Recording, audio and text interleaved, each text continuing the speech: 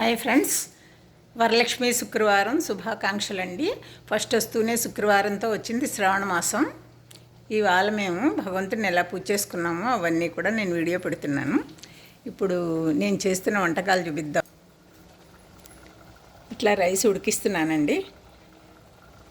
పులిహార చేద్దామని నా ఉద్దేశం. ఇవాళ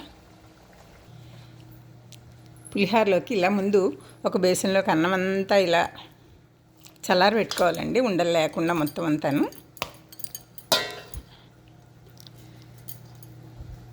పులిహారకు కావలసినటువంటివి ఇలా రెడీ చేసుకోవాలండి.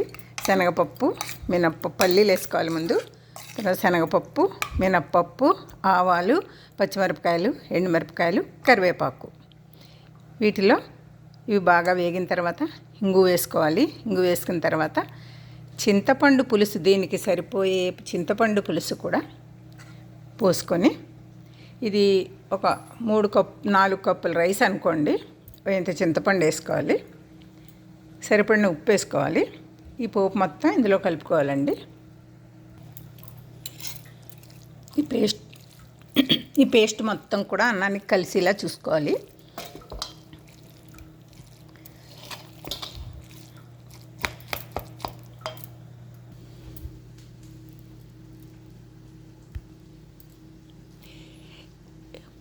ఈ పులిహార టేస్ట్గా రావాలంటే చిన్న కిటుకుందండి. అన్నం దిమరించుకోవడం, దాంట్లో ఉప్పు పసుపు వేసుకోవడం, నూనె వేసుకొని కలుపుకోవడం, తర్వాత శనగపప్పు, మినపప్పు, పల్లీలు, ఆవాలు, ఎండుమిరపకాయలు, పచ్చిమిరపకాయలు, కరివేపాకు, చింతపండు గుజ్జు వేసినప్పుడు ఇంత బెల్లం కూడా వేయాలండి. అప్పుడు చాలా టేస్ట్గా ఉంటుంది. దీనిలో టేస్ట్ పెరగడానికి అది చాలా ముఖ్యం అని మా పెద్దవాళ్ళు మాకు చెప్తారు. మేము అది వేస్తాము కంపల్సరిగాను. అది ఎవరికి చెప్పకూడదు అనుకోండి, అయ్యో చీ బెల్లమా అంటారు. కానీ అది వేస్తే పెరిగే టేస్ట్కి, వెయ్యనప్పుడు పెరిగే ఇదికి చూడండి. మా ఇంట్లో మా పిల్లలందరికీ కూడా చాలా ఇష్టం. పులిహారలో ఎక్కువ చక్కగా ఇలా పచ్చిమిరపకాయలు కూడా అద్దుకుని తింటే బాగుంటుంది. ఇలా పులిహారలో చింతపండు గుజ్జులో వేసి ఎక్కువ వేగక్కర్లేకుండా కొన్ని వేయించుకోవాలి, కొన్ని ఇలా పచ్చిగా పెట్టుకుంటే పులిహార చాలా టేస్ట్గా ఉంటుంది. ఇవాళ పులిహార ఒకటి చేశానండి.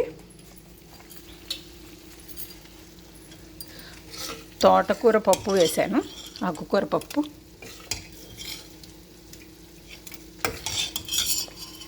వంకాయ మొన్న కొత్తిమీర కారం చూపించాను కదండి, ఇది అల్లం కారం. సేమ్ టు సేమ్ దీనికి పోపు వేస్తారు. శనగపప్పు, మినపప్పు, ఆవాలు, కరివేపాకు వేసిన తర్వాత అల్లం పచ్చిమిరపకాయ తొక్కి వేసి అవన్నీ చక్కగా పచ్చివాసన పోయేదాకా వేయించుకుని అప్పుడు తెల్ల వంకాయలు వేసుకుంటారు. వేసుకుని ఉప్పు పసుపు వేసుకుని కొంచెం చింతపండు పులుసు వేసుకుంటారు, మరి చప్పగా కాకుండా. అల్లం పచ్చిమిరపకాయ పెట్టి, మొన్న కొత్తిమీర కారం, ఇది అల్లం కారం. ఈ కూర కూడా చాలా బాగుంటుంది. సాత్విక ఆహారం అండి. ఎక్కువ నూనెలు వేసుకోకుండా, ధనియాల పొళ్ళు, జీలకర్ర పొళ్ళు, కడుపు మండకుండా డైలీ తినే కూరలు ఇవి. ఇంకా ఇవాళ అమ్మవారికి అన్నం పరవాన్నం, కొద్దిగా పులిహార, కొంచెం పరవాన్నం. మా అన్నం ఉడుకుతోంది. ఒక రౌండ్ పులిహారకి అయిపోయింది. పప్పు, కూర, పరవాన్నం, పులిహార,